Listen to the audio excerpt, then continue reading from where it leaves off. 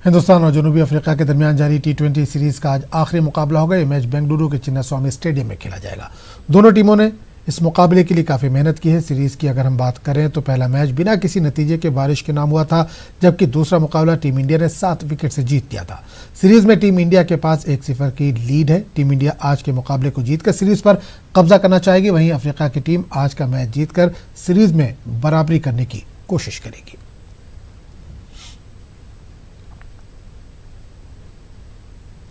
अक़वाम मुत्तहिदा ने यमन में ईरान हिमायत याफ्ता हौसी बागियों की जानिब से एक अमन प्लान तैयार किया, जिसके तहत सऊदी अरब पर तमाम हमलों के खात्मे की तजवीज़ का खैर मकदम किया है। अक़वाम मुत्तहिदा की जानिब से जारी एक बयान में कहा गया है कि इस तजवीज़ से जंग के खात्मे की ख्वाहिश का ताकतवर पैगाम भेजा जा सकता है। ये पेशकश हौसी बागियों की जानिब से सऊदी अरब के तेल तंसीबात को ड्रोन और मिसाइल हमलों से निशाना बनाने के एक हफ्ते के बाद की गई है।